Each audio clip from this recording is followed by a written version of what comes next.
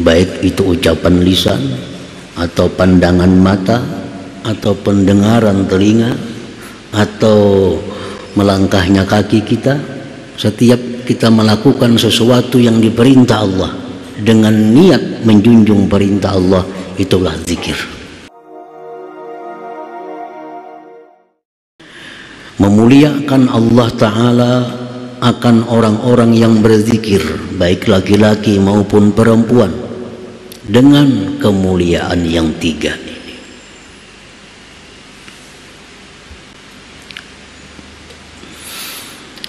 Memuliakan Allah Ta'ala akan orang-orang yang berzikir, baik laki-laki maupun perempuan, dengan kemuliaan yang tiga. Pengertian zikir bukan hanya sebutan la ilaha illallah, tapi pengertian zikir ini secara umum tiap-tiap sesuatu yang diperintahkan Allah lalu kita lakukan dengan niat menjunjung perintah Allah, itulah zikir. Baik itu ucapan lisan atau pandangan mata atau pendengaran telinga atau melangkahnya kaki kita.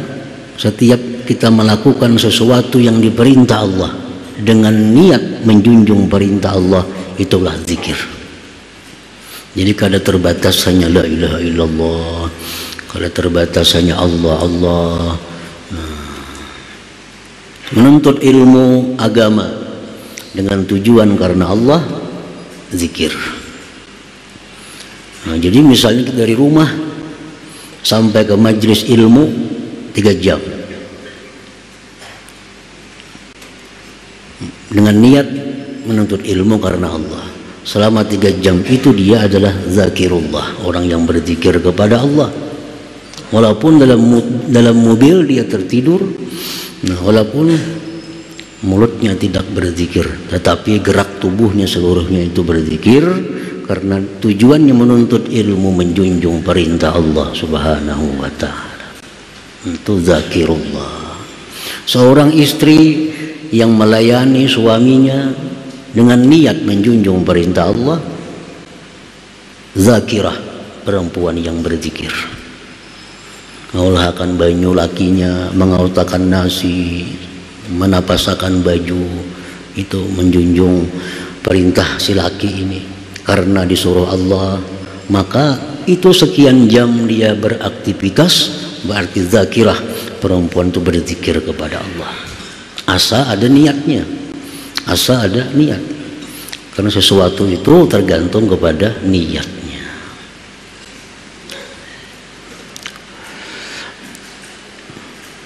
Jadi Allah memberikan kemuliaan kepada orang-orang yang berzikir itu 3 kemuliaan. Al-ula, yang pertama, ja'alahumullahu ta'ala mahallan li dzikrih wa ahala qulubahum gatawajjaha ilaih summa azaqahum lazzata dzikrih wa aina dzalik laula fadluhu wa karamuhu ta'ala wa a'zim biha min karamah.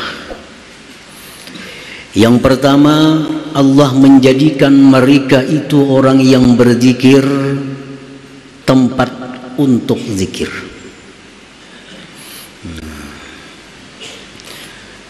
Itu kemuliaan yang pertama, bahwa Allah jadikan orang-orang yang berzikir itu sebagai tempat berzikir, tempat zikrullah. Tubuh manusia yang berzikir itu dijadikan Allah sebagai tempat zikir, tempat zikir. Dan Allah ahlikan hati mereka untuk berhadap kepada Allah. Kemudian Allah rasakan mereka kelezatan zikrullah itu. Dari mana yang demikian itu jikalau tidak ada anugerah dan kemurahan Allah Subhanahu wa ta'ala. Dan alangkah besarnya kemuliaan yang diberikan Allah itu. Para muhibbin rahimakumullah, kita berzikir berarti kita dapat hidayah dan taufiknya. makanya kita bisa berzikir. Kalau tidak ada hidayah Allah, tidak ada taufik dari Allah, kita kada akan bisa berzikir. Kada akan bisa berzikir.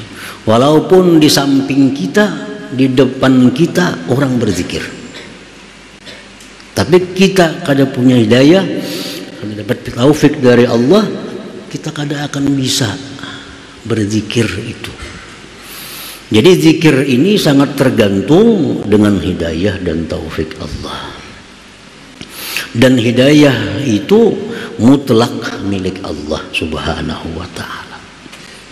Hidayah itu tidak Allah berikan berdasarkan pertemanan, tidak berdasarkan hubungan suami istri, tidak Allah berikan dengan sebab keturunan.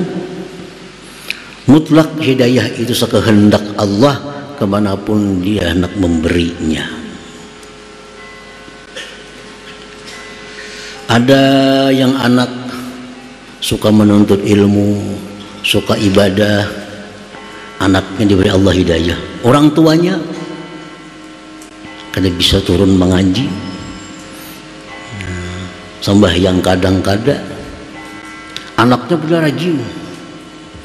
Yang ini perkara hidayah.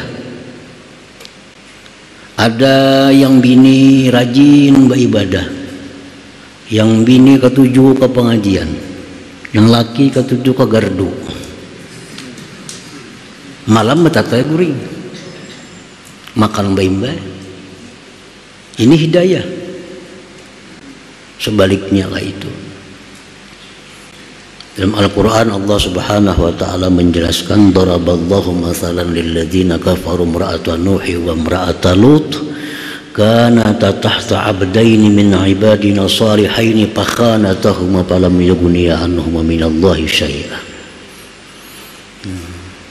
Allah mencontohkan orang-orang kafir, istri Nabi Nuh, istri Nabi Lut, kanata tahta abdaini min ibadina salihaini, itu istri-istri tadi di bawah seorang laki-laki yang salih, yang taat kepada Allah.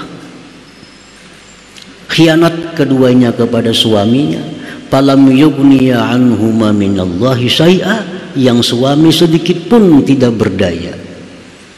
Sadangnya Nabi Nuh menasihati nang bini ini, tetap bini Nabi Nuh itu kafir.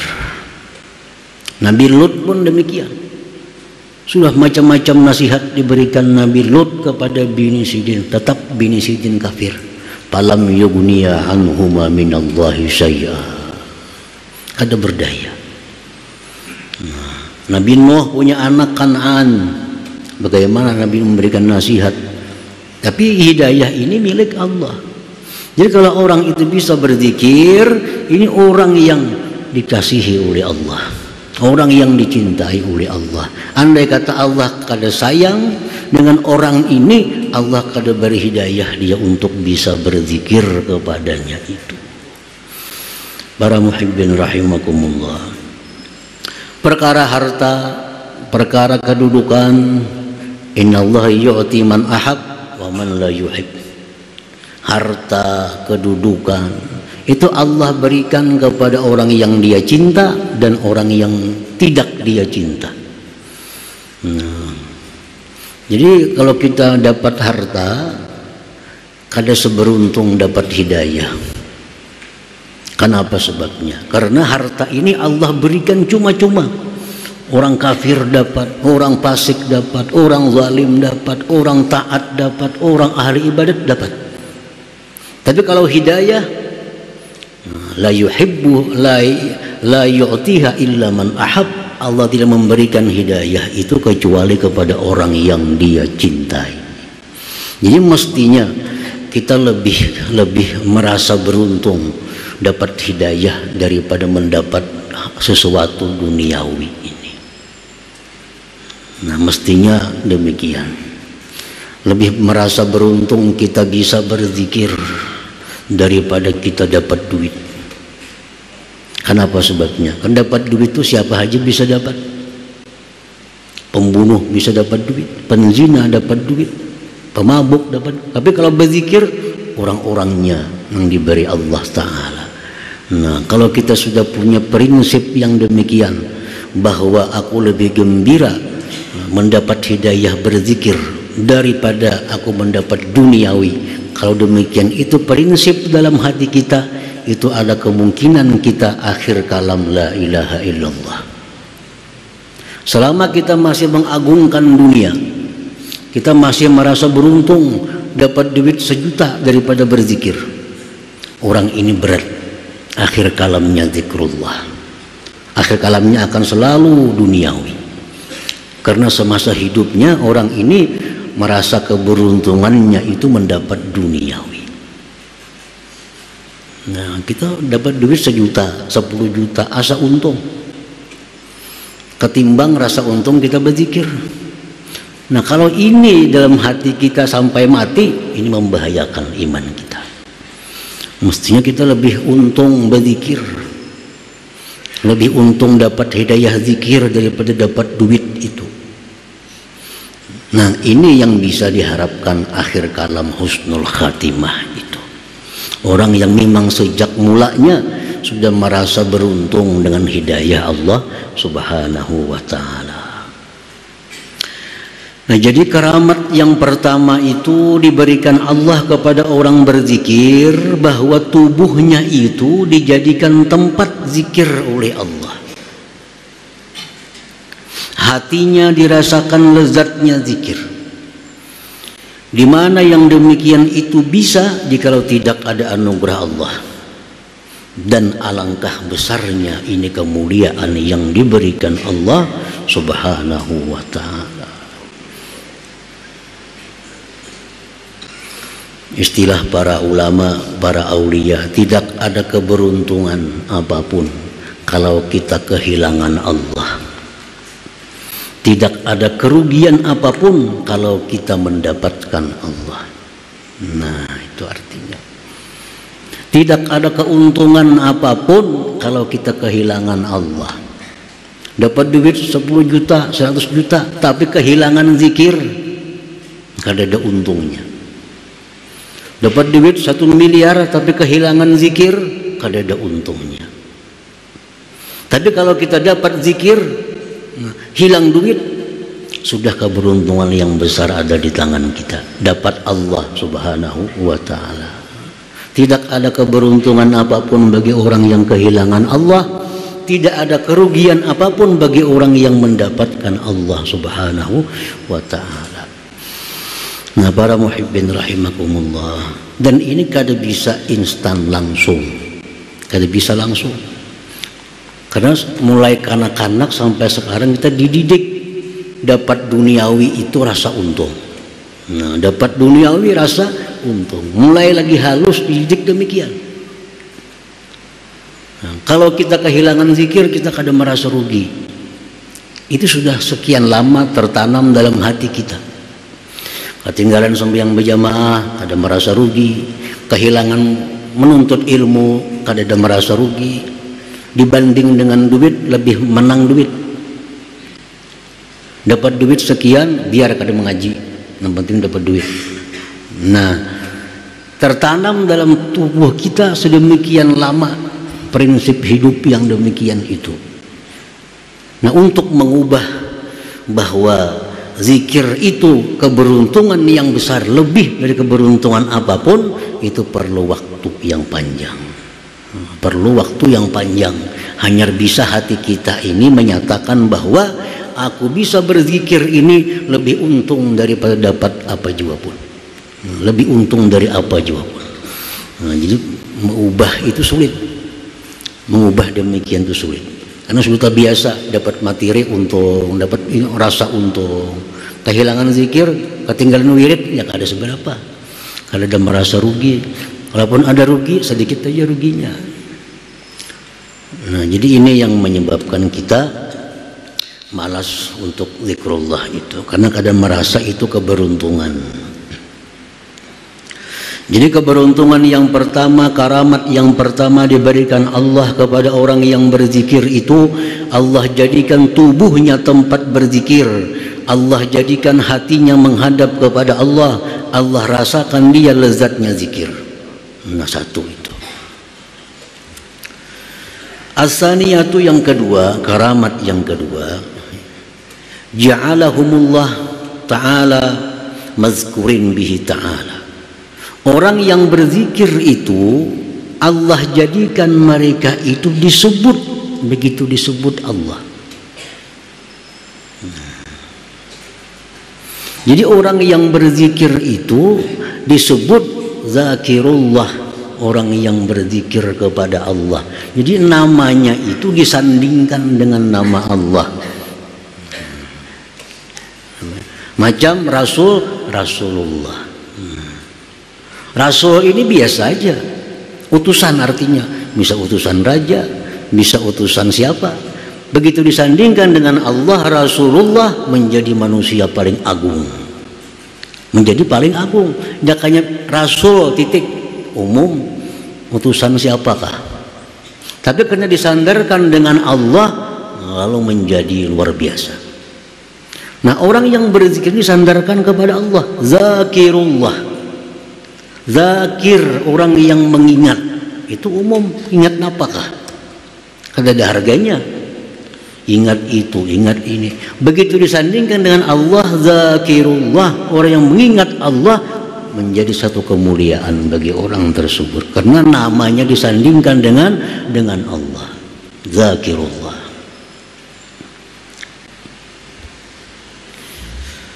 Qala Allah Ta'ala, Allah berfirman dalam Al-Quranul Karim, waz-zakirina Allah katsiran waz-zakirat. Laki-laki perempuan yang zakirullah, yang zikir, ingat kepada Allah Subhanahu wa Ta'ala. Nah, jadi Allah nisbahkan, padahal inya kada badaya upaya jikalau kada diberi Allah, kada kau berzikir kalau kada ada hidayah dan taufik dari Allah. Semua anak sebenarnya Allah, cuma Allah menyebut si fulan itu orang yang berzikir. Nah, si fulan itu orang yang berzikir, padahal semuaan dari Allah, semuaan. Tenaga upayanya dari Allah, hidayahnya dari Allah, taufiknya dari Allah, sehingga bisa mengucap la ilaha illallah, semuaan dari Allah. Tapi Allah menyebut si fulan berzikir kepada Allah. Nah, itu kemuliaan yang diberikan Allah kepada orang yang berzikir itu. Dalam hadis kudusi Allah berfirman, ana ma'a abdi iza huwa zakarani. Ujar Tuhan, aku bersama hambaku apabila dia berzikir kepadaku. Orang yang berzikir kepada Allah itu kada akan terpisah daripada kalimat zakirullah. Zakirullah kada terpisah. Jadi orang yang berzikir itu, ya Tuhan, dia bersama denganku, bersama-sama denganku. Nah, itu karamat yang kedua yang diberikan Allah kepada orang yang berzikir tadi, bahwa kita ini dinisbahkan oleh Allah Subhanahu wa Ta'ala kepadanya. Nah, dinisbahkannya. As-salisatu yang ketiga, allati ya'azamul karamat, yang ketiga ini yang paling agung di antara tiga karamat ini.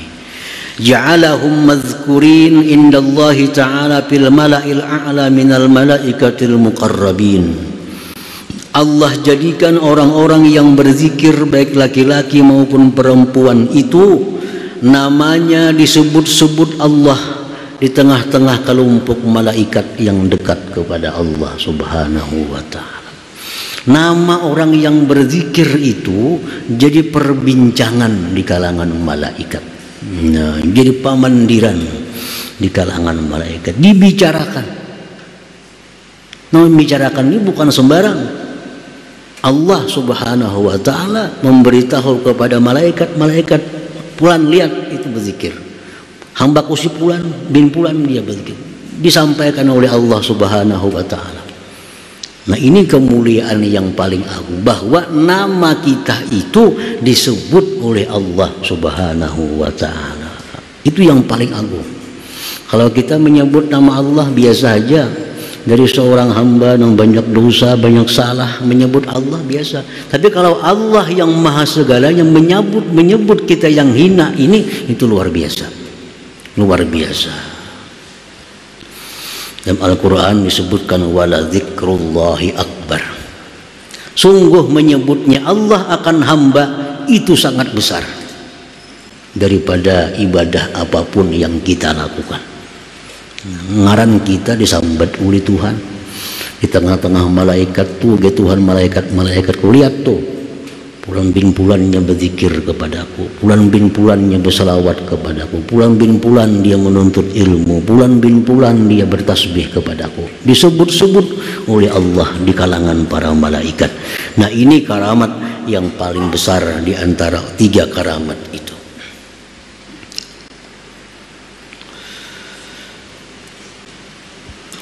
Qala Rasulullah sallallahu alaihi wasallam, yaqulullahu ta'ala, fa idza zakarani bi nafsihi zakartuhu bi nafsi,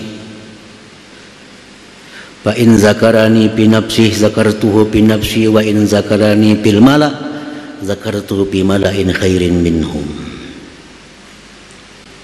Allah berfirman, jika hamba itu berzikir kepadaku pada dirinya,